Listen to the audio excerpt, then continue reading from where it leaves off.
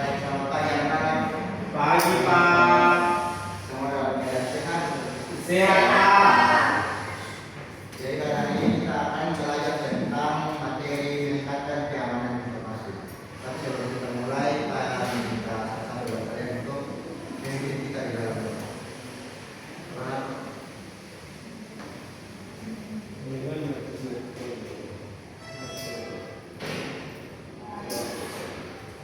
terima kasih.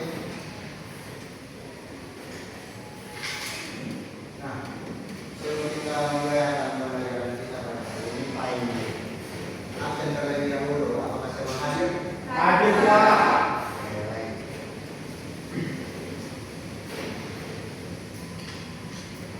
Nah, sebelum masuk pada pembelajaran, saya ingin bertanya, kita akun sosial media atau akun Google yang anak identitas atau di hack, apa yang akan anak-anak lakukan? Jadi sandi. Ya, Jadi password. lapor polisi. Nah, bisa juga. Nah, jadi itu semua adalah langkah-langkah yang umum akan dilakukan oleh kita untuk mengamankan akun atau sosial media kita. Nah, jadi itu yang pembelajaran kita pada siang hari ini, yaitu anak-anak dapat memahami konsep dan penerapan dari keamanan serta materi informasi pada dunia digital dan internet kita pada saat ini. Nah, kita akan mulai dengan apa itu meningkatkan keamanan informasi. Mungkin salah satu dari kalian bisa membacakan. Mesti. Informasi adalah upaya untuk menyediakan informasi dari ancaman di dunia digital melalui penerapan berbagai langkah keamanan seperti menggunakan fitur keamanan kolaborasi dan peramban, mengelola data sandi dengan baik, mengenal informasi dan keamanan akun digital, serta memahami dan menyaring konten positif maupun negatif di internet. Nah, jadi itu adalah pengertian atau definisi singkat dari meningkatkan keamanan informasi. Jadi meningkatkan keamanan informasi ini sama saja dengan upaya kita sendiri untuk mengamankan atau melindungi keamanan informasi kita pada dunia digital atau internet dan mengamankan akun media sosial atau berbagai hal yang telah kita miliki pada dunia digital. Kita masuk pada beberapa sub materi atau cakupan materi yang akan kita bahas pada hari ini. Yang pertama yaitu penggunaan fitur keamanan pada sistem operasi. Jadi pada sistem operasi terdapat beberapa fitur sekitar 5 atau 6 yang dimiliki oleh Windows atau perangkat yang kita miliki saat ini, yang terdapat pada menu pengaturan. Yang kedua yaitu penggunaan fitur keamanan pada perangkat. Yang dimaksud pada penggunaan fitur pada perangkat yaitu seperti browser atau aplikasi browser yang kita miliki untuk kita gunakan pada keseharian. Yang ketiga yaitu menyaring konten positif dan negatif. Yang keempat yaitu pengelolaan data sandi, dan yang kelima yaitu konfigurasi privasi dan keamanan. Kita mulai pada materi yang pertama yaitu penggunaan fitur keamanan pada sistem operasi. Jadi pada sistem operasi yang kita punya pada perangkat kita masing-masing itu terdapat fitur-fitur keamanan yang pastinya dimiliki oleh perangkat tersebut. Nah, yang kita pelajari pada hari ini adalah fitur keamanan yang dimiliki oleh sistem operasi Windows yang mungkin paling umum digunakan oleh kita semua.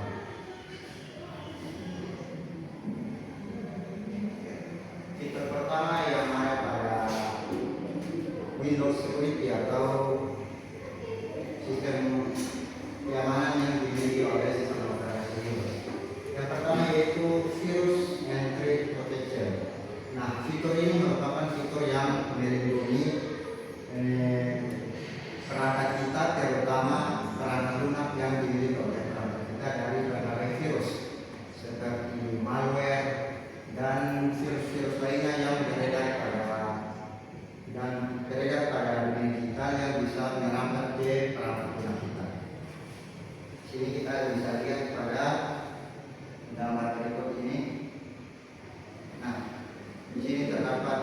perlindungan dari virus dan ancaman. Jadi pada fitur ini tidak dapat memindai saat kita mengklik pada fitur Indeks. Fitur ini otomatis memindai apakah ada virus atau tidak pada perangkat kita. Jika ada, langsung bisa masuk pada opsi pembersihan atau pembersihan pada virus dari perangkat.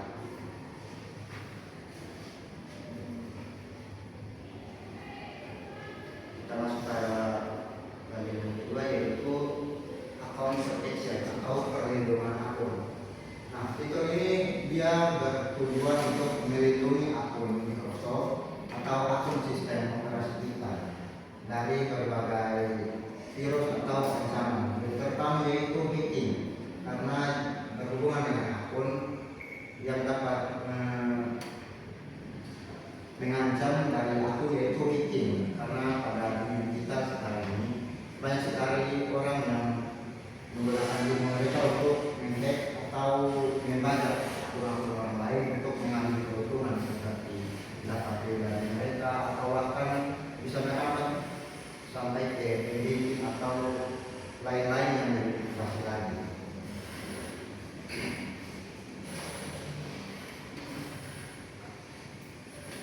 Baik, yang berikut yaitu firewall and network protection.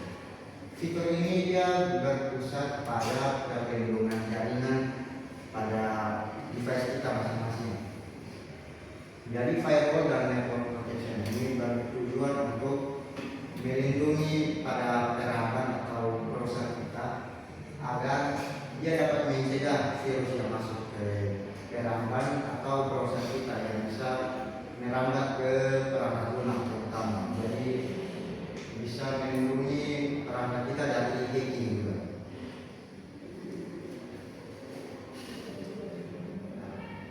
Saya pada gambar berikut terdapat beberapa opsi pada fitur ini seperti jaringan domain, jaringan pribadi dan jaringan publik.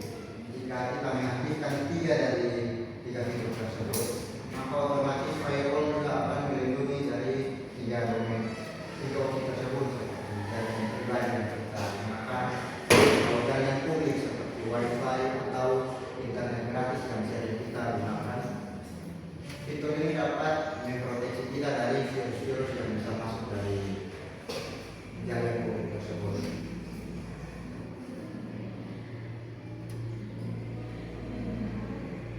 Baik, fitur yang keempat yaitu application control and browser.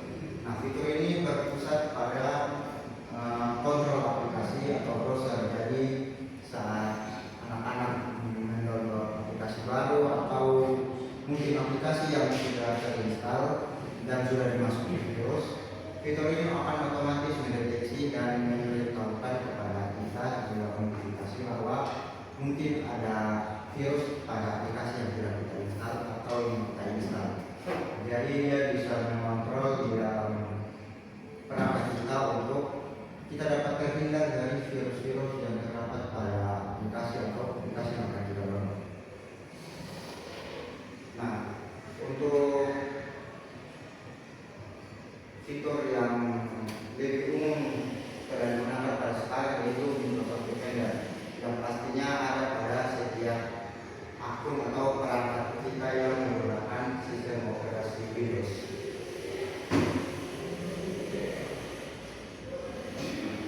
Fitur yang kelima yaitu device security atau keamanan perangkat.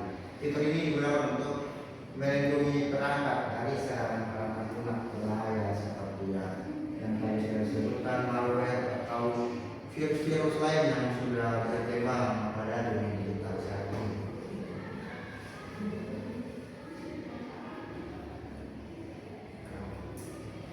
Jadi pada keamanan perangkat ini dia berpusat pada pengamanan pada prosesor dan data-data yang ada di dalam prosesor tersebut. Jadi jika kita mungkin sudah lama tidak menggunakan perangkat itu dan sudah mungkin ada virus-virus yang masuk kepada perangkat, dia otomatis scan dan menunjukkan notifikasi bahwa perangkat telah dimasuki virus sehingga kita dapat memberikan dia pada opsi solusinya.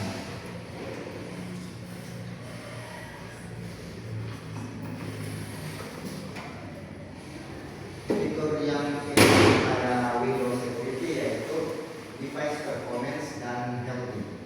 Jadi pada fitur ini kita dapat mengecek apakah kondisi perangkat kita bagaimana atau apa yang telah terjadi pada perangkat kita terkait pada foto ini. Nah, terdapat laporan kesehatan dari device atau perangkat yang kita cek seperti layanan Windows Time, aplikasi dan perangkat lunak, kapasitas penyimpanan dan masa pakai baterai. Jadi apapun yang telah terjadi pada perangkat kita maupun itu pada software atau hardware itu akan tercatat dan otomatis dimunculkan pada fitur kinerja dan kesehatan perangkat. Jadi pada saat ada kerusakan atau trouble pada perangkat kita akan otomatis diberitahukan melalui fitur pada ini. Jadi kita dapat mencegah ataupun memperbaiki apabila ada kerusakan pada perangkat kita.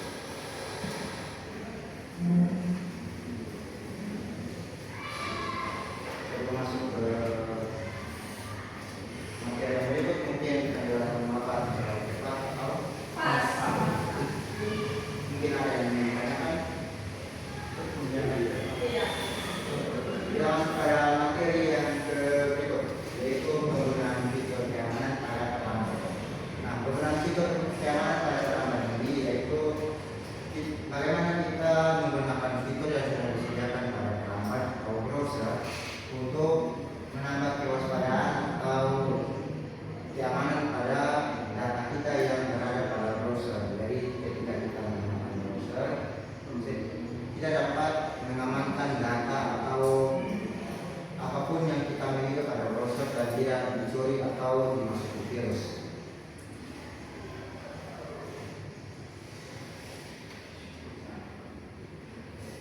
Yang pertama yang dapat kita gunakan untuk pemanfaatan fitur pada keamanan yaitu kita dapat memeriksa alamat situs.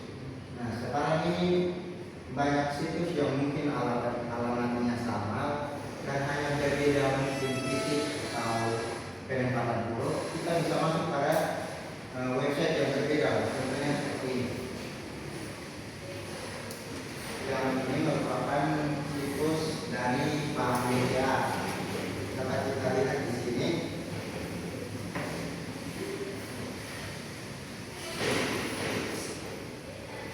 Nah, sebagai contoh yaitu situs klikbca.com dan situs klikbca.com. Jika kita lihat halaman situsnya itu sama saja, tetapi jika kita perhatikan lebih baik, yang pertama yaitu untuk situs klikbca.com yaitu situs bank yang menggunakan klik menggunakan A, tapi yang sebaliknya situs yang kedua itu menggunakan klik menggunakan huruf C dengan benar. Jika kita tidak teliti dalam memperhatikan halaman situs yang kita tuju, mungkin saja kita akan masuk ke halaman yang berbeda atau bahkan itu halaman yang tampilannya sama tetapi itu merupakan halaman scan atau penipuan. Yang berikut yaitu meyakinkan simbol keamanan. Nah, kalau kita menggunakan browser atau aplikasi pencarian yang lain, kita dapat memperhatikan simbol keamanan. Nah, yang umum kita dapat lihat pada misalnya Chrome. Jika kita mencari suatu situs seperti misalnya yang Bapak gunakan sini yaitu situs Tokopedia. Misalnya kita mengklik dicari, pastinya akan menggunakan protokol HTTPS atau Hypertext Transformasi Protokol Secure. Nah, ini merupakan protokol resmi yang telah digunakan di semua perangkat. Jadi ini merupakan protokol umum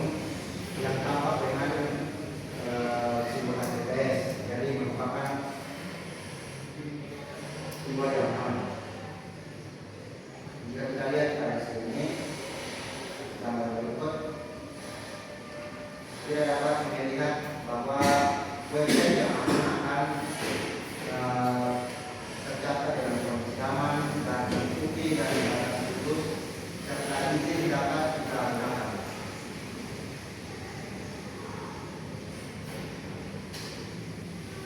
Baik, kewenangan yang ketiga yaitu pelacakan pada gambar. Nah, pelacakan yang dimaksud ini merupakan jejak yang telah kita tinggalkan pada pelanggan tersebut ketika kita telah mengizinkan pelanggan tersebut untuk mengakses informasi kita pada saat kita login. Yang berikut pelacakan akun. Di sini Pak kalau mengambil contoh yaitu pelacakan akun pada Facebook sama dengan pelacakan akun pada gambar ini dimaksudkan sebagai jejak atau riwayat yang kita tinggalkan pada Facebook. Jadi ketika kita login atau mendaftar akun baru, kita harus menyetujui bahwa Facebook akan mengambil informasi atau data kegiatan yang harus kita lakukan. Di sini dapat kita lihat. Ini contoh jika kita login Facebook atau membuat akun baru, Facebook akan otomatis mengirimkan permintaan persetujuan agar kita dapat memilih apakah dia dapat informasi atau menyimpan jejak kegiatan yang kita lakukan pada Facebook.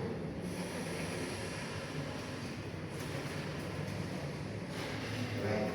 Materi yang berikut yaitu mencari konten positif dan negatif. Dalam dunia digital sekarang ini sudah banyak konten yang beredar, yaitu konten maupun konten positif atau negatif. Jadi kita harus pandai-pandai dalam menyaring dan menonton konten agar kita dapat terhindar dari hal-hal negatif. Kita mulai dalam jenis konten yang pertama yaitu konten positif. Konten positif sendiri merupakan jenis konten yang memberikan manfaat, edukasi, inspiran dan hiburan bagi kita. Dan konten positif juga dapat memotivasi serta membantu orang atau bahkan kita sendiri untuk tumbuh dan berkembang menjadi pribadi yang lebih baik. Kita lihat sini contoh-contoh konten positif yang kita lakukan seperti konten motivasi yang Bapak ambil dari Instagram, yaitu seperti quotes atau kata-kata positif yang dapat memotivasi atau memberikan dampak baik bagi pembaca. Yang berikut ada konten hiburan seperti kita menonton film atau bahkan kita mendengar musik juga termasuk sebagai konten hiburan positif. Yang berikut yaitu konten edukasi juga seperti quotes yang sudah disampaikan seperti tadi. Dan juga ada konten-konten seperti konten informatif yang positif seperti pencapaian atau kegiatan positif yang dilakukan di sekitar lingkungan kita. Dan ada juga seperti konten pendidikan seperti pendidikan anak yang Bapak ambil di sini adalah belajar bagaimana episode huruf. Tadi konten yang tertuju kepada anak kecil yang di bawah umur.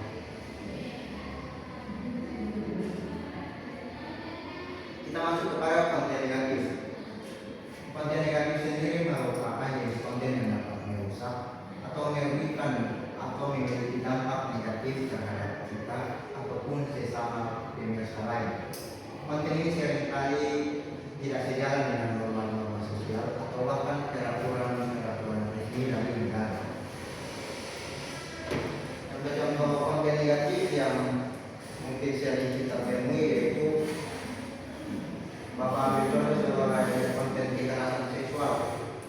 Kita lihat di sini sebagai contoh wanita Bandung juga disekap dan dianiaya paksa 3 tahun. Ini merupakan merupakan konten yang baru-baru ini viral karena sangat mempublik di dunia maya. Konten berikut yang sudah masuk kategori negatif yaitu konten eksploitasi. Ini Pak ambil contoh yaitu seorang ibu di algoritma kerap mengeksploitasi dan memparodikan penyandang disabilitas. Merupakan salah satu jenis konten negatif yang dapat merugikan terutama bagi teman-teman penyandang disabilitas. Dan di konten yang berikut yaitu konten eksploitasi seksual. Di sini ada sebuah konten yang menyiapkan menyewa pajak di harga 50.000. Ini merupakan konten yang sudah mengeksploitasi dan bahkan sudah masuk ke ranah pelecehan seksual karena sudah mendatangkan masalah pernikahan. Dan konten berikut yaitu seperti konten kekerasan juga, seperti konten perkelahian dan aura yang sering kita lihat di Instagram atau TikTok. Dan ada juga konten seperti pencemaran nama baik.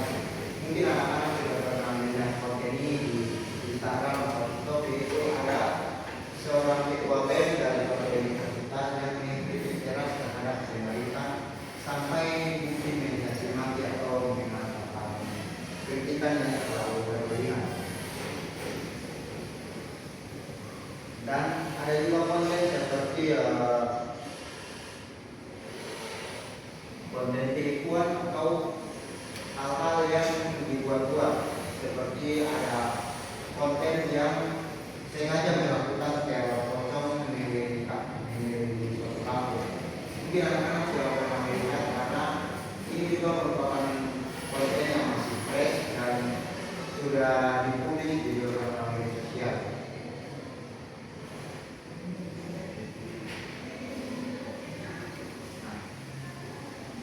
Untuk menghindari konten-konten negatif yang sudah tersebar di media sosial, ada beberapa cara atau langkah yang dapat kita sendiri lakukan untuk dapat menghindari dari konten-konten negatif tersebut.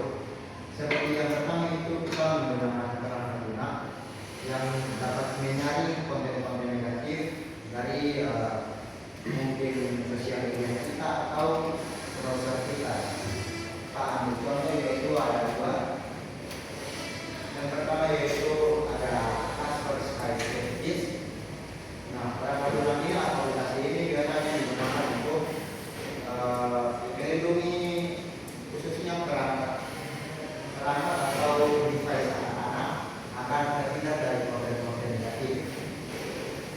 Dan aplikasi yang kedua yaitu Nonton Family. Ini juga merupakan salah satu aplikasi atau perangkat lunak yang digunakan untuk menyaring konten negatif. Yang kedua, kita dapat menggunakan DNS atau domain name system untuk menghindari dari berbagai ancaman konten negatif. DNS ini berfungsi untuk dapat menyaring konten-konten yang muncul pada browser kita. Di sini ada beberapa contoh DNS yang sudah kita dapatkan, yaitu ada domain yang sistem umum seperti Google DNS, Cloudflare DNS, Open DNS, Quantum DNS, dan Open DNS Commercial. Anak-anak bisa lihat di bawah nama DNS tersebut ada angka, karena itu merupakan IP address atau alamat DNS dari DNS tersebut. Dan ada DNS yang dapat digunakan untuk memblokir konten negatif, atau DNS ini dapat kita sebut family friendly, seperti Clean Browsing Family, Password DNS, Yandex DNS, dan Open DNS Family. Dari itu, langkah yang dapat kita lakukan adalah mengaktifkan kontrol orang tua. Nah, kontrol orang tua ini dapat kita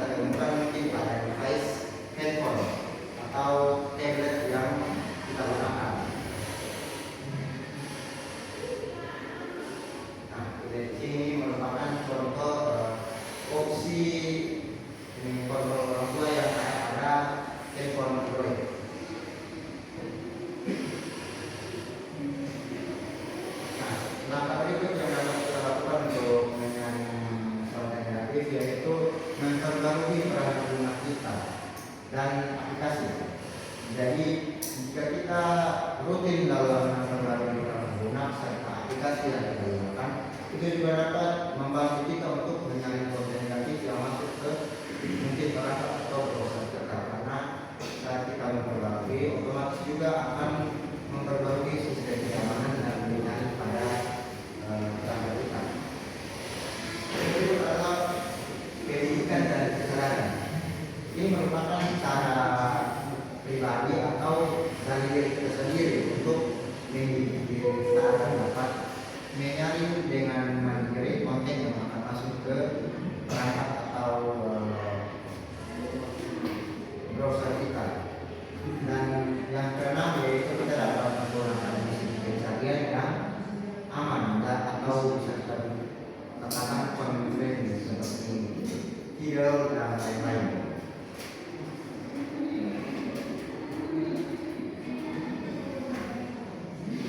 Yang berikut yang dapat dilakukan untuk menjalankan informasi kita yaitu pengelolaan data tadi.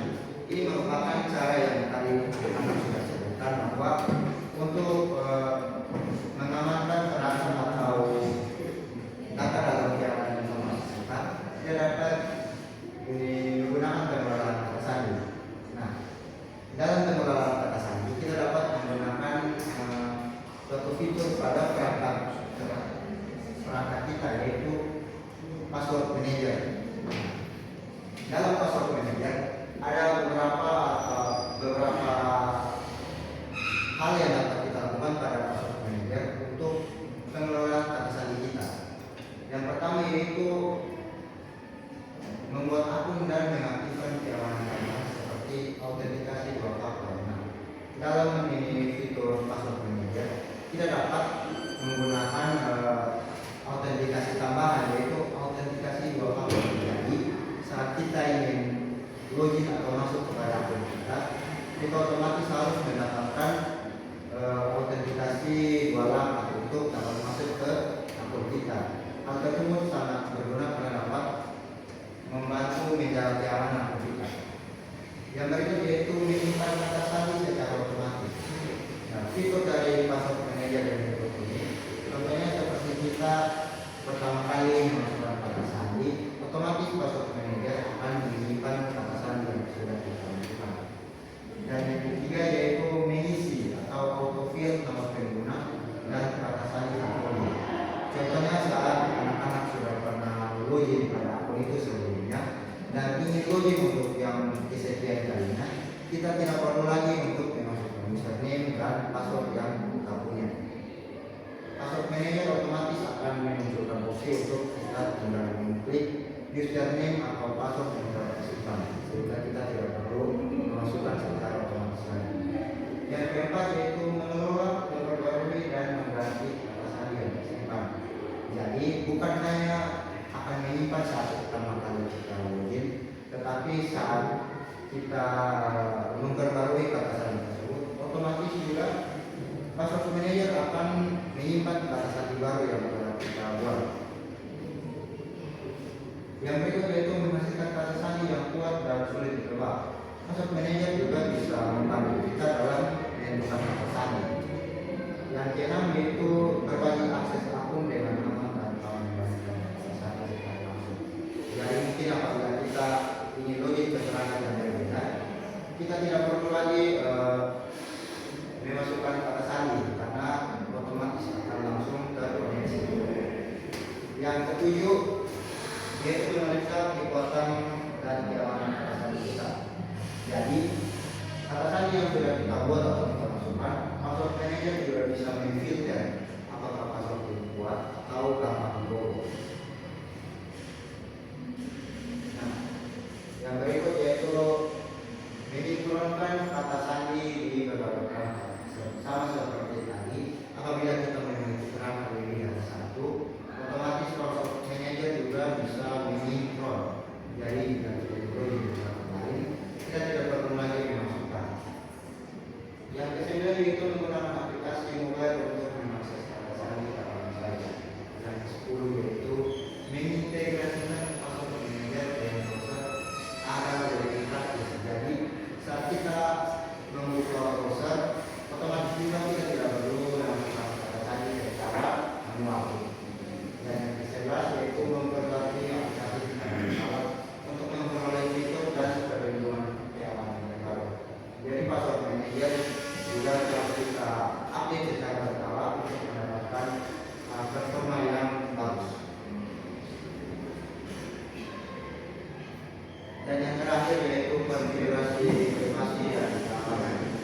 Jadi sama seperti tadi, untuk membuat keamanan akun kita atau account kita menjadi lebih kuat, kita juga harus perlu mengaktifkan konfigurasi keamanan.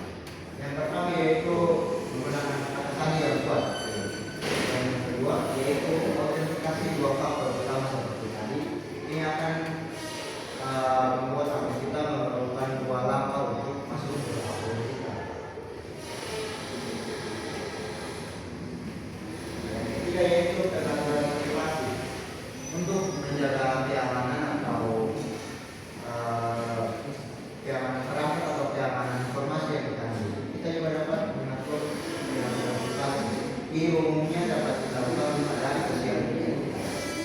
Dan yang keempat yaitu tidak dapat menghidupkan notifikasi keamanan. Jadi apabila ada terjadi kesalahan atau pencobaan pembobolan pada akun sosial media atau video, tidak dapat mendapatkan notifikasi keamanan dari aplikasi tersebut. Kemudian pengaturan identifikasi tidak dapat menambahkan keamanan pada perangkat kita dengan mengupload izin pada aplikasi yang kita miliki pada perangkat kita. Dan yang berikut yaitu pembaruan perangkat lunak. Ini merupakan cara yang sangat ampuh karena ini merupakan cara yang dapat kita lakukan kapanpun dan dimanapun dan mendapat perlindungan ekstra dari software pada perangkat kita.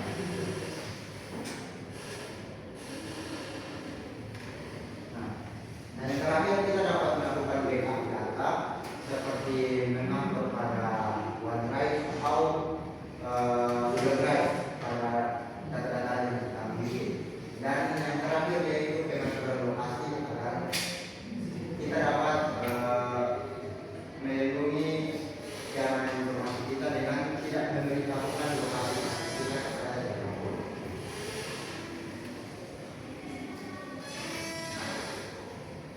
Apa memiliki privasi yang dapat dikerjakan oleh anak, kita dapat membagi dua kelompok untuk dikerjakan dan dapat diimplementasikan.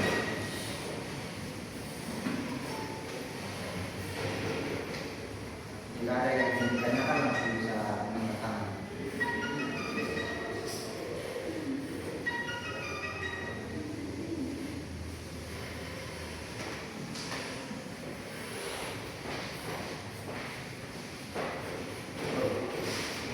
Jika ada yang sudah mengajarkan bisa kembali untuk dipresentasikan.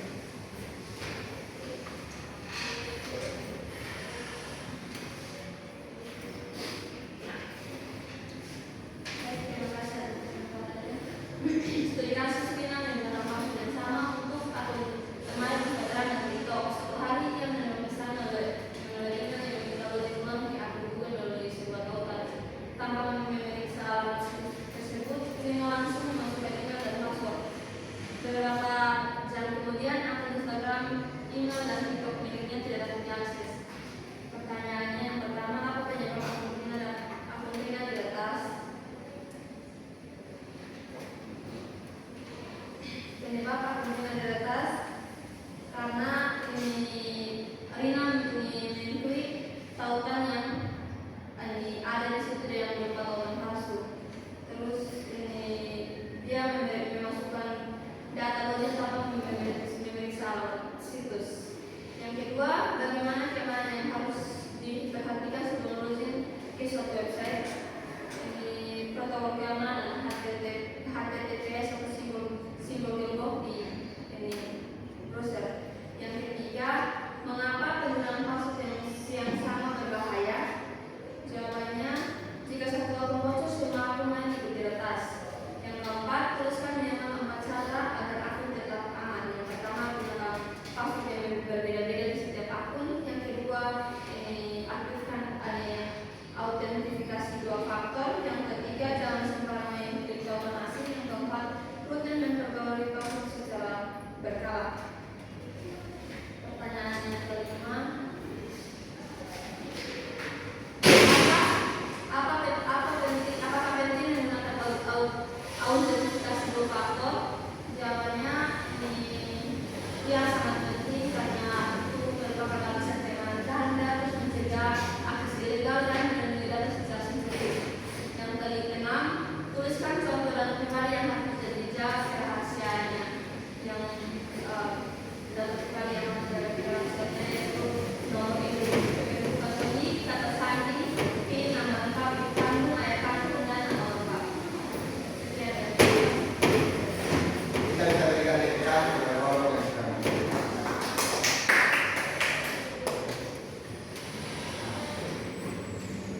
hasil saya yang sudah bacakan itu sudah memuat dari kelima pokok materi yang sudah kita bahas tadi, dan dapat disimpulkan bahwa anak-anak sudah bisa melakukan PJK atau menemukan cara untuk melindungi akun atau keamanan pada informasi digital anak-anak. Nah, berikut kita bisa anak-anak bisa mengerjakan ini untuk mengakhiri pertemuan kita pada siang hari ini.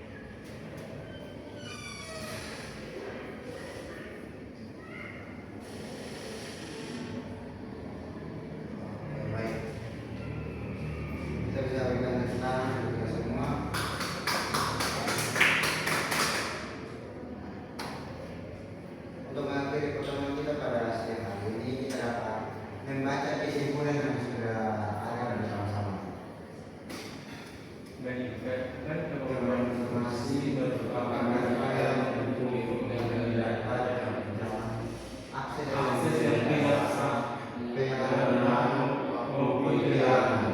Hal ini dapat dilakukan dengan menerapkan kesaksian keamanan yang baik, seperti menggunakan atasan yang kuat, memperbarui sistem secara berkala, dan menjaga kerahasiaan data.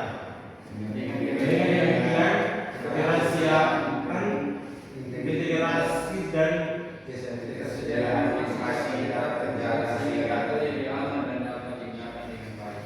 Nah, baik. Jadi kesimpulan dari pertemuan kita pada hari ini, kita dapat anak-anak dapat mengetahui bahwa melindungi data yang kita punya dan informasi yang kita punya pada dunia digital sekarang ini sangat penting, karena jika mungkin salah satu saja data yang kita miliki pada dunia digital ini bocor, itu bisa saja merambat kepada data-data penting yang lain. Jadi kita harus pandai-pandai dalam menggunakan fitur yang sudah tersedia atau menggunakan fitur atau aplikasi tambahan untuk menjaga keamanan data atau informasi yang sudah kita miliki. Nah, baik, jadi untuk menutup pertemuan kita pada siang hari ini, karena sudah diawali dengan doa, maka baiknya ditutup dengan doa. Jadi minta saya pada untuk Kita tadi mari kita sama jaga kita doa selesai. oke, baik. Selamat siang semuanya. siang